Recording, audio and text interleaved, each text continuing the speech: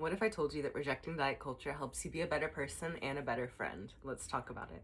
So first of all, happy 2026. I know that the new year always comes with the pressure to make resolutions, to change your body, to become the best version of yourself.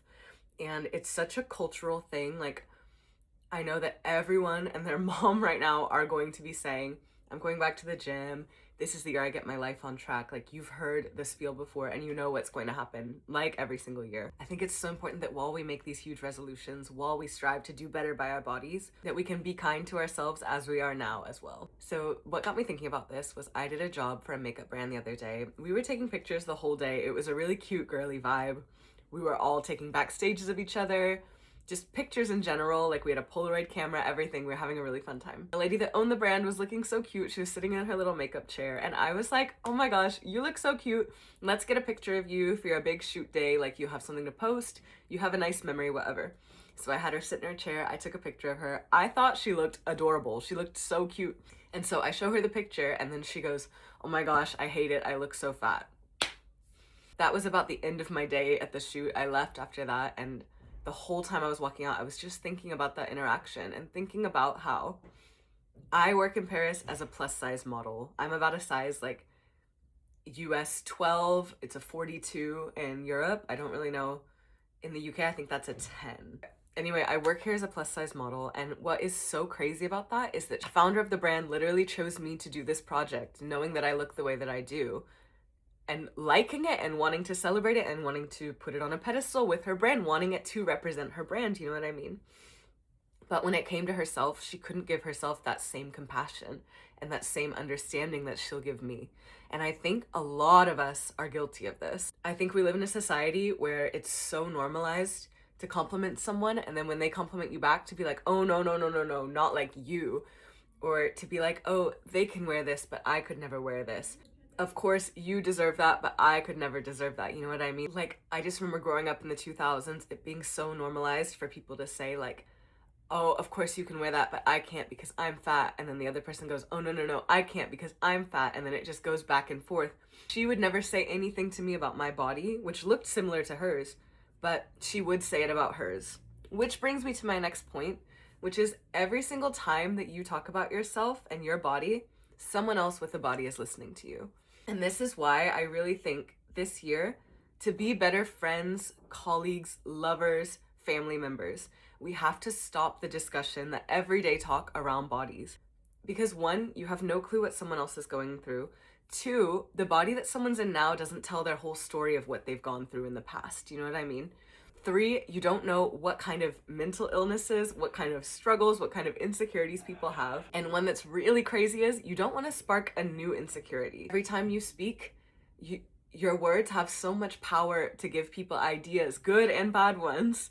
For example, I was thinking, I used to be a dancer for 8 years, and I remember right when I got to Paris, I tried on a costume, and the lady that was doing my fitting was like, oh, I don't think it's gonna fit because your calves are so wide. Never in my life had I ever thought about my calves being wide. I was like 18 years old. I was the first time I looked down at my calves and I was like, oh my gosh, like, yeah, you're right. Like, I'd never even thought about that before. I never even looked at that. And after that, it's something that stuck with me forever. Every time for lacing up my boots, if they wouldn't close completely, I would be like, oh my God, yeah, because I have big calves. Like, and it's crazy because before I would never ever think about it. Even, you know, the discourse around cankles and everything like that, I would never even really think twice. I was like, oh yeah, I don't really care. After that, I started to internalize the idea that, wow, this is actually a bad thing. This is actually something that you should be ashamed of. This is something that maybe you should try to fix, even though there is really no fix for it. I remember another time too, I was over at a shoot and my photographer's friend did like face massages. And I remember I was just getting ready to shoot with the photographer and her friend was like, oh yeah, if you ever want, like, I can do a massage for you. I can help you get rid of your smile lines right here. And guys, I had never thought about that in my life. I didn't even know what that was. Like, and she explained to me, she was like, yeah, don't worry, you can get rid of them pretty easily. After that, I went home and I looked it up and I was like, oh my gosh, this is like something that's seen as bad.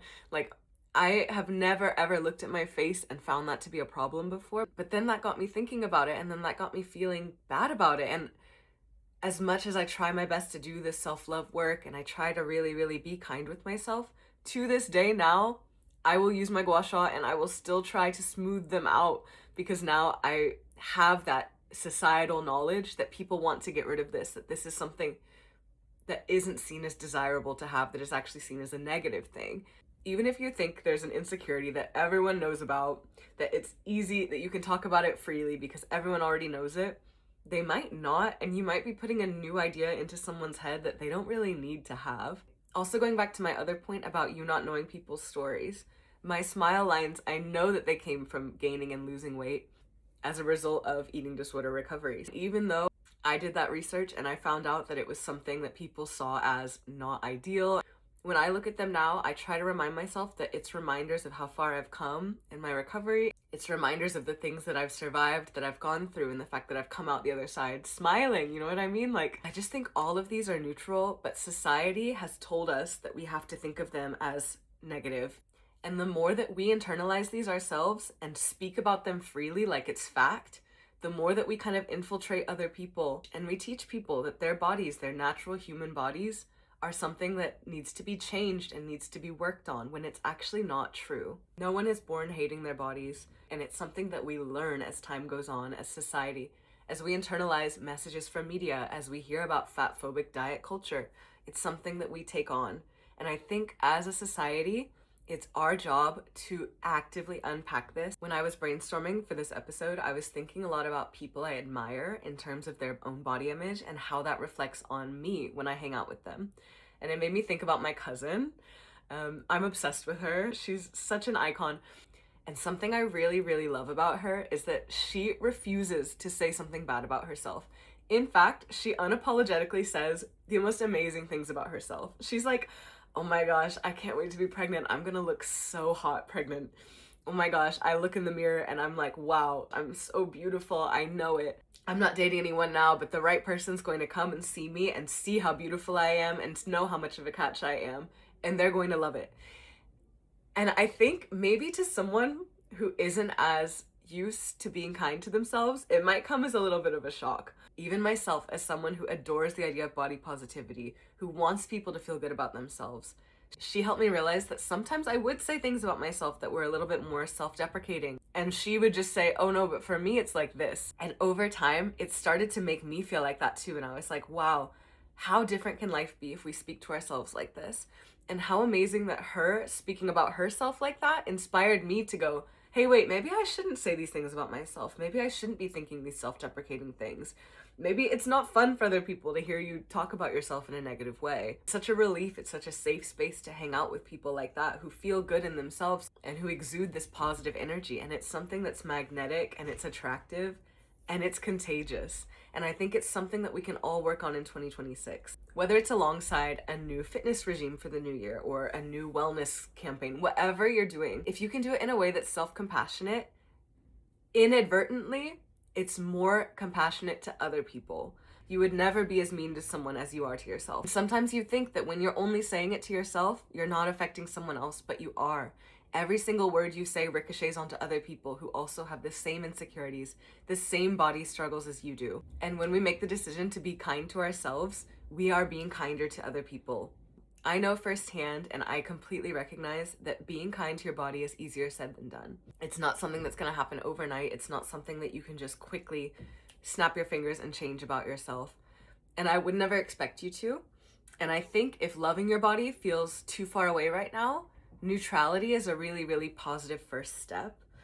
If you need any information on this, if you look up body neutrality on TikTok, YouTube, Instagram, you'll find so much interesting content, so many amazing creators talking about the idea of your body is just a neutral thing. It's something that you don't necessarily have to love, but you can at least respect it, acknowledge what it does for you, and acknowledge its purpose in your life. Like, no matter what, your body is a vessel for you to be living this human experience.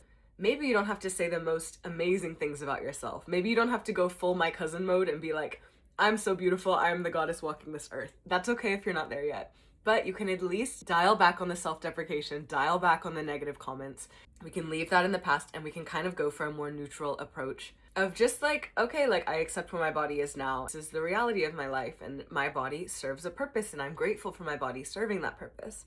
And then obviously one day, if it resonates with you, you can also look up body positivity and you can see people who are saying, Oh my gosh, I feel free in my body. Oh my gosh, I see now from consuming all these different forms of content that all different body types are beautiful, and we've been sold a lie our whole lives, and like we deserve to celebrate our bodies and feel beautiful in our bodies.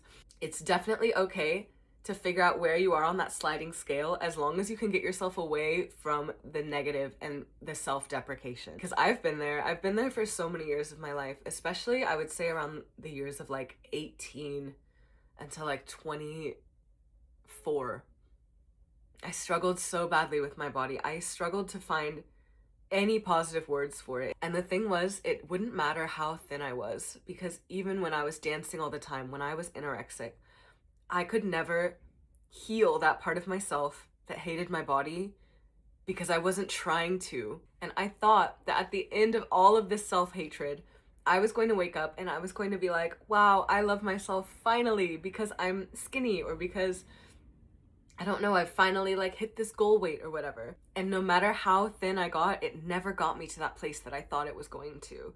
And it never helped me say kinder things about myself. I would say that the self-talk actually got worse the more and more I was deep into my eating disorder. I'm sure I stressed people out. I'm sure I stressed people out with the way I talked about my body. It makes me really sad to think about, but I'm sure I negatively influenced the way people thought about their bodies by the way I would talk about my own. And for the past couple years, 2026 and beyond, my goals have shifted. I don't want to be the skinniest person in the room. I don't want to achieve this body standard. I want to feel so safe in my body that I empower other people to do so as well. And I want to encourage people that they can feel good in their bodies, and that is their birthright. And like all things in life, it starts with us, the change. You think about climate change, for example. There is so much that feels and is out of our control. There are so many corporations that are doing the bulk of the destroying of our planet. It feels useless sometimes to take the time to recycle, to maybe take shorter showers. It can feel like, what is even the point? And I think with fat phobia, and I think in a diet culture obsessed society, it can feel the same way. Okay, well, if it's Ozempic culture, if thin is back in, if this is what we're seeing in the media, what does it matter if I internalize it or if I go against it? Like, what am I going to change?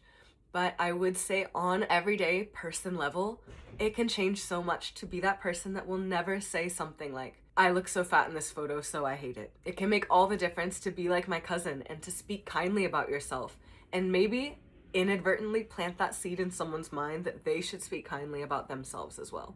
And I know this is true because just those two people, the founder of the brand and my cousin, have gotten me thinking so much that I know that each thing that we do ricochets onto other people, and it makes people realize every single thing we say to each other, every single thing we say to ourselves creates the society and shapes the culture that we all are part of. And just remember that like being kind to yourself makes you a cooler person. It makes you a better friend. It makes you a better lover. It makes you a better family member.